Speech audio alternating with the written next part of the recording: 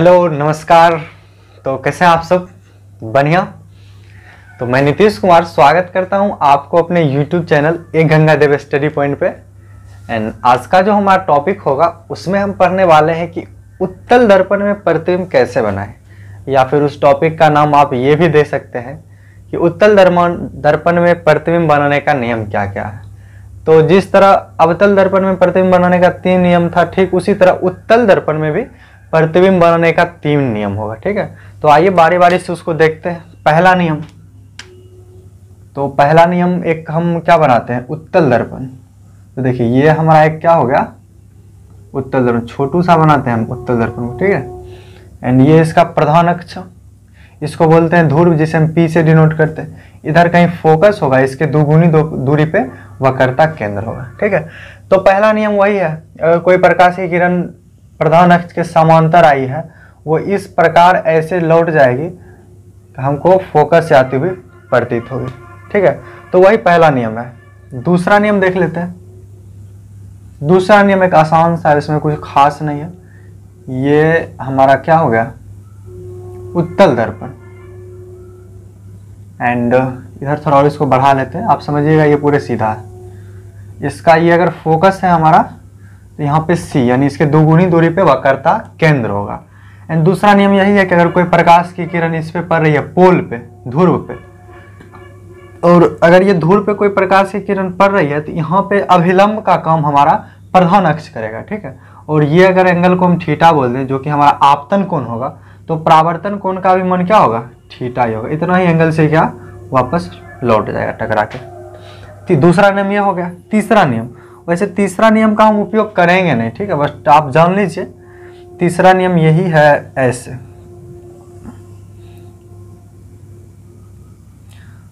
तो ये है हमारा तीसरा नियम। यहाँ पे भी होगा कहीं फोकस, एंड इसके दुगुनी दूरी पे C होगा। ठीक है, एंड यहाँ पे हमारा ध्रुव, जिसको हम पोल बोलते हैं इंग्लिश में।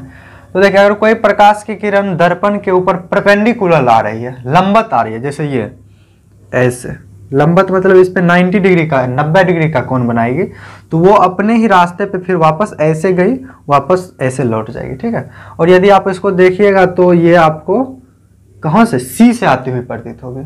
होता है ना कि आप जैसे ये हमारा कोई भी गोलीय दर्पण है, उस पर आप एक अभिलंब डाल दीजिए, तो वो कहाँ से पास करता है, केंद्र से। तो वो कहाँ से पास करेगा, केंद्र से। ठीक है, तो ये 3 नियम है, और आप यदि ये समझ गए तो फिर प्रतिबिंब बनाना आपके लिए एक चुटकी का खेल हो जाएगा। ठीक है, तो आप इसको नोट करें, फिर हम मिटा देंगे। उसके बाद चलते हैं कि अब उत्तल दर्पण में प्रतिबिंब कैसे बनाएंगे। मिटा दें, मिटा देते हैं। वीडियो को पॉज करें और इसे नोट करें। ठीक है,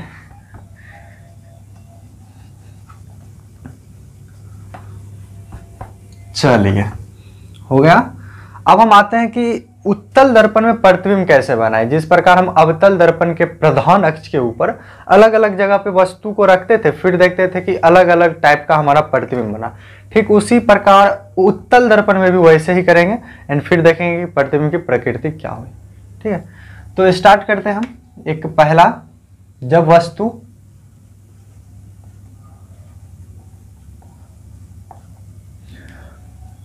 ऐसे ले लेते हैं, CF क्या लेंगे, जब वस्तु हमारा इन्फिनिटी तथा ध्रुव के बीच हो।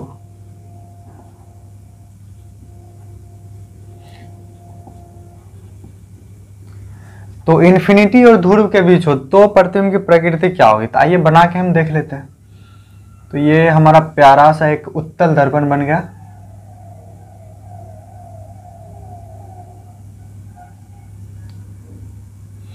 एंड ये इसका प्रधान अक्ष हुआ। यहाँ पे इन्फिनिटी कहने का मतलब ये नहीं कि यहाँ से 10 किलोमीटर दूर, ठीक है। तो इन्फिनिटी कहने का मतलब अगर ये अगर दर्पण का फोकस दूरी अगर 10 सेंटीमीटर है, तो इसके लिए इन्फिनिटी 2 मीटर काफ़ी है। 2 मीटर इसके लिए इन्फिनिटी का रोल निभाएगा। ठीक है, तो ये एक रिलेटेड टर्म है, इन्फिनिटी एक रिलेटेड टर्म है, ये हम पहले से आपको बता चुके हैं। ये हमारा क्या होगा, पोल होगा। यहाँ पे कहीं फोकस होगा, यानी इसकी दुगुनी दूरी पे वक्रता केंद्र होगा। चलिए, तो पहला नियम का क्या लिए हैं केस, जब वस्तु इन्फिनिटी तथा ध्रुव के बीच हो। तो यहाँ पे कहीं हम वस्तु को रख लेते हैं, एंड इसका नामकरण कर देते हैं, वस्तु का AB बोल देते हैं। ठीक है, अब हम बी, ये जो हमारा बिंदु है बी, इसका प्रतिबिंब बनाना चाहते हैं। तो प्रतिबिंब बनाने का नियम अभी तुरंत आपको पढ़ाएं। प्रतिबिंब बनाने के लिए कम से कम 2 रे चाहिए। तो चलिए एक रे तो हम इसके समांतर निकाल लिए। अब इससे पहले अभी पहला केस लिए थे, जब समांतर कोई प्रकाश की किरण आएगी तो इस प्रकार इधर गुजर जाएगी, हमको लगेगी कि फोकस से आ रही है। यही प्रतिबिंब बनाने का पहला नियम था, ठीक है। तो ये ऐसे चली गई। एक और किरण चाहिए प्रतिबिंब बनाने के लिए कम से कम तो एक किरण तो ये हो गई जो इसके समांतर है, और एक किरण ऐसा करते हैं हम ऐसे लेके आते हैं, मिरर के पोल पे मारते हैं। अब अगर ये किरण पोल के साथ थीटा एंगल बना रही है तो लौटते वक्त भी थीटा एंगल बनाते हुए जाएगी, क्योंकि ये आपतन कोण परावर्तन कोण के बराबर होगा, आपको पहले से पता है। अब देखिए ये दोनों रे रियल में तो कहीं कट नहीं कर रही है, तो जब वास्तविक, तो यहाँ पे हम इसको जबरदस्ती कट करवाएंगे, तो यहाँ पे हमको लगेगी कि ये कट करते हुए प्रतीत हो रही है। तो बी का बी डैश ये प्रतिबिंब बन गया, ठीक है। इसको ऐसे कर दिए ए डैश बी डैश। तो देखिए ये प्रतिबिंब आपका बन गया ए डैश बी डैश। दर्पण के परावर्तक सतह के ऑपोजिट विपरीत डायरेक्शन में प्रतिबिंब बना। मतलब कैसा बना, ये सीधा और काल्पनिक बना। तो सबसे पहले इस प्रतिबिंब की प्रकृति के बारे में लिखते हैं कि प्रतिबिंब कैसा है, कैसे, कहाँ पे बना, ठीक है। तो पहला, सबसे पहले प्रतिबिंब हमारा वास्तविक है या फिर काल्पनिक। तो चूंकि ये वास्तविक कटौन से नहीं बना है तो मतलब काल्पनिक होगा, ये काल्पनिक कटौन से बना है, तो प्रतिबिंब कैसा होगा हमारा, काल्पनिक। अब आपको पता है, हमको पता है, सबको पता है कि काल्पनिक प्रतिबिंब हमेशा सीधा होगा। तो काल्पनिक तथा सीधा। दूसरा बात, प्रतिबिंब का पोजीशन क्या है, मतलब कहाँ किसके किसके बीच बना है। तो देखिए यहाँ पे जो हमारा ये प्रतिबिंब बना है वो फोकस और पोल यानी ध्रुव के बीच बना है। फोकस तथा ध्रुव के बीच, ठीक है। फोकस तथा ध्रुव के बीच। तो ये तीसरी बात करते हैं, प्रतिबिंब वस्तु से बड़ा बना है या फिर छोटा। तो यहाँ पे आपको साफ साफ दिख रहा है वस्तु हमारा इतना बड़ा था, प्रतिबिंब इतना सा बना, मतलब छोटा बना है। तो प्रतिबिंब छोटा बना है, ठीक है। तो प्रतिबिंब किसमें कैसा बना, छोटा बना। अब देखिए हम इन्फिनिटी और ध्रुव के बीच लिए हैं, तो मतलब ये पूरे आ गया, ठीक है। अब एक ही केस और बनेगा जो कि हमारा होगा इन्फिनिटी, एंड 2 ही केस, यानी उत्तल दर्पण में हम सिर्फ 2 केस लेंगे, उससे हमारा सारा केस सलटा जाएगा। एक केस तो यही हो गया इन्फिनिटी तथा ध्रुव के बीच, और एक ले लेंगे इन्फिनिटी, दोनों आ जाएगा। तो देखिए जब भी आप इन्फिनिटी और ध्रुव के बीच वस्तु को रखिएगा तो आपका प्रतिबिंब हमेशा छोटा बनेगा, पोल और फोकस के बीच बनेगा, काल्पनिक बनेगा। एंड ये जो हमारा उत्तल दर्पण है प्रतिबिंब को हमेशा काल्पनिक बनाएगा, एंड सीधा बनाएगा, काल्पनिक होगा तो सीधा होगा। तीसरी बात, इसमें जो भी प्रतिबिंब बनेगा हमेशा वस्तु से छोटा, हमेशा। इसीलिए इसका प्रयोग हम साइड मिरर यानी गारे का जो हमारा आईना है उसके रूप में करते हैं। क्यों करते हैं, क्योंकि ये सीधा भी बनाता है प्रतिबिंब और वस्तु से छोटा भी बनाता है। अब बताइए अगर कोई बहुत बड़ा सा वस्तु है, आप उसका प्रतिबिंब देखना चाहते हैं, छोटा सा शीशे में दिखा देगा आपको, तो उससे आसानी होती है बहुत बड़ा सा क्षेत्र का प्रतिबिंब देखने के लिए, जिसे हम पीछा बहुत बड़ा क्षेत्र का प्रतिबिंब एक छोटा सा आईना में देख लेते हैं। तो ये हमारा क्या होया उत्तल दर्पण में।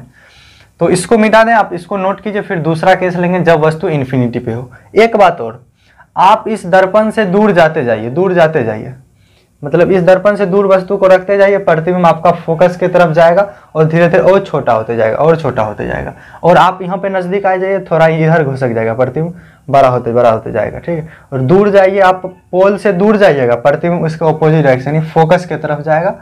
और धीरे धीरे जब आप इन्फिनिटी पे चले जाइएगा तो फाइनली आपका प्रतिबिंब फोकस पे बन जाएगा, ठीक है। ये आप समझ रहे हैं। आप धीरे धीरे इससे दूर जाइए, आपका प्रतिबिंब फोकस की तरफ जाते जाएगा और छोटा होते जाएगा। आप बहुत दूर चल गए, मतलब इन्फिनिटी पे चल गए, तो जब आप इन्फिनिटी पे जाइएगा आपका जो प्रतिबिंब है फोकस पे बनेगा। उसको अभी हम देखेंगे, बट ऐसे आपको फील दिला रहे थे। तो इसको अब रब कर देते हैं, ठीक है। आप नोट कर लें, वीडियो को पॉज करें, नोट करें। रब से रब भी होता है, खुदा जिसको हम लोग बोलते हैं, ठीक है। रब ने बना दी जोड़ी, मूवी है एक, मिटा दें। शाहरुख खान का मूवी, उसमें बोलता है तानिया पार्टनर, इसको भी अब रब कर देते हैं। तो शायद ये अब आप समझ गए होंगे। ये हम उम्मीद करते हैं आपसे, ठीक है। तो दूसरा केस लेते हैं जब वस्तु इन्फिनिटी पे हो। जब वस्तु इन्फिनिटी पर हो तो देखिए अब पूरे आ गए। एक तो ये ले लिए इन्फिनिटी और ध्रुव के बीच, अब एक दूसरा केस लिए जब वस्तु फाइनली हमारा इन्फिनिटी पे हो यानी बहुत दूर हो। तो देखते हैं जब वस्तु हमारा बहुत दूर होगा तो क्या होगा। देखिए ये बन गया एक प्यारा सा, इसको थोड़ा छोटा बनाते हैं क्योंकि अब नहीं चाहते हैं हम कि फिर से मिटाएं आप लोग झूठे को डिस्टर्ब हो। तो ये, अरे यार इतना छोटा भी नहीं, अब छोटू का मतलब बहुत ज़्यादा छोटू भी नहीं। तो ये हमारा इतना सा हो गया। तो इसको अब हम उत्तल दर्पण में कन्वर्ट कर लेते हैं। उत्तल दर्पण किसको बोलते हैं? जिसका अंदर वाला भाग रजतित हो, सिल्वर्ड हो। तो देखिए ये हमारा हो गया।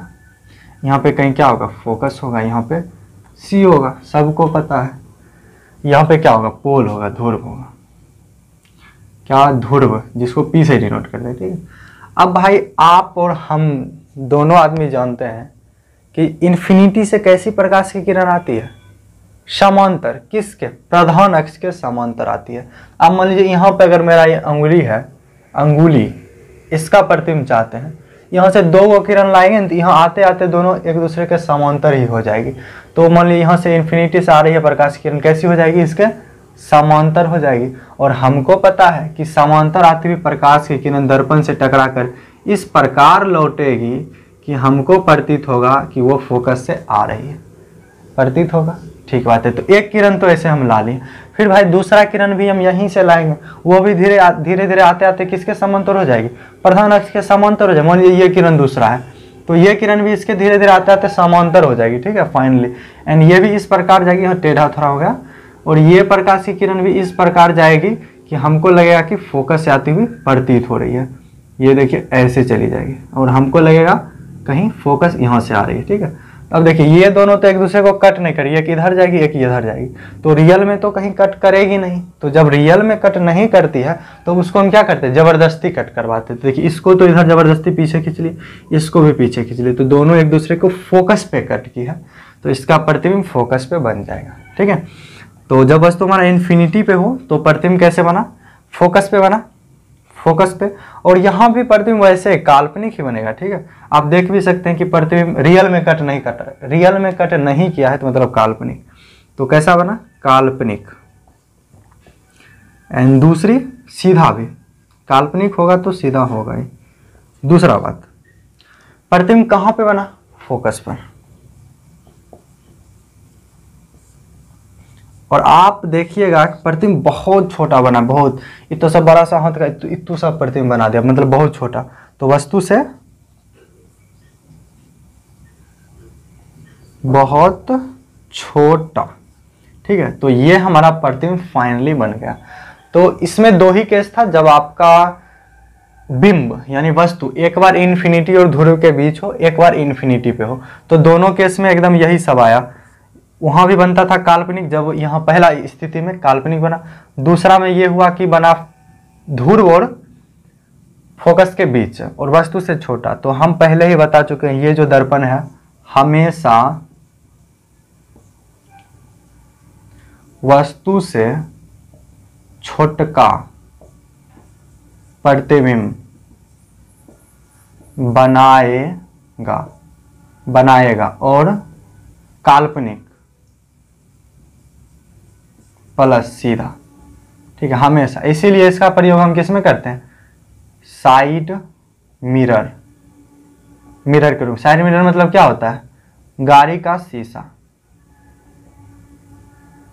शीशा अगर गलत लिखा होगा तो माफ कीजिएगा, बट आप समझ रहे हैं कि ये शीशा है, तो शीशा का मतलब शीशा ही होगा, चाहे ये सौ ये लिखा हो या फिर कोई भी सौ, तो पढ़ेंगे इसको हम शीशा है, ठीक है। तो हिंदी तो पढ़ा नहीं रहे हैं कि इसमें गलती होगा तो भाई प्रॉब्लम है। तो जो भी, तो दोनों कैसा हम ले लिए इसमें।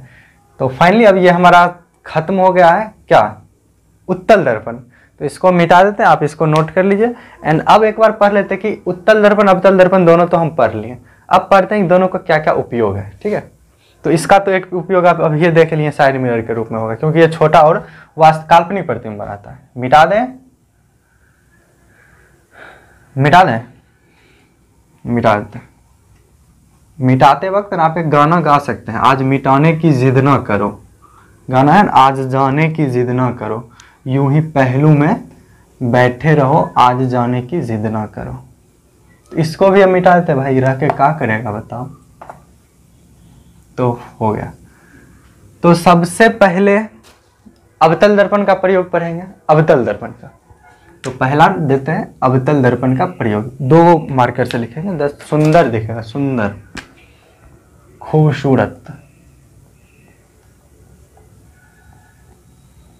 अवतल दर्पण का उपयोग, यहां पे लिख देते हैं उत्तल दर्पण का उपयोग।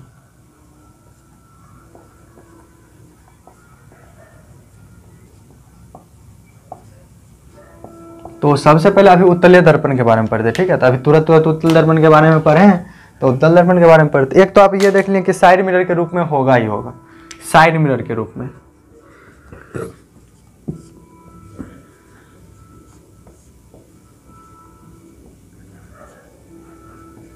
दूसरा देखिए, उत्तल दर्पण में आप गौर कीजिएगा, अगर ये हमारा उत्तल दर्पण है, इधर से पेंड क्या होगा, ठीक है। अब पेंड नहीं भी करेंगे तो आप समझ लीजिएगा ये उत्तल दर्पण।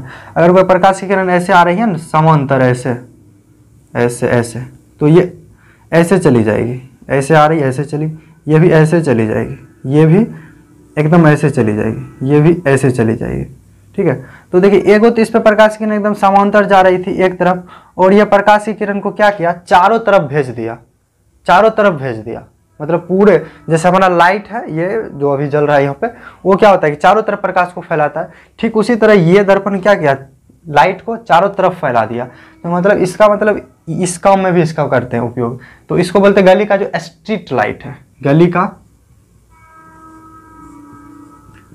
Street light. वो गली में जो लाइट नहीं लगा तो उसमें रहता, वो उत्तल दर्पण ही रहता है। तो जब उसके उत्तल दर्पण का तो ये काम ही है कि इन्फिनिटी पे तुम रख दो तो वस्तु को, मतलब ऐसे आ रही है प्रकाश की, इसको क्या करेगी, चारों दिशा में भेज देगी। इसी के कारण पूरे इंजोर हो गया, ठीक है। तो गली के स्ट्रीट लाइट के रूप में करते हैं, और क्या साइड मिरर के रूप में करते हैं, ये 2 चीज। एंड अब आते हैं अवतल दर्पण पे। अवतल दर्पण का बहुत सारा उपयोग है। तो सबसे पहला और इम्पोर्टेंट, सर्च लाइट में, सर्च लाइट के परावर्तक सतह के रूप में। तो सर्च लाइट के परावर्तक के सतह के रूप में, तो ये देखिए, सर्च लाइट में हमको बहुत ज़्यादा दूर तक देखना होता है।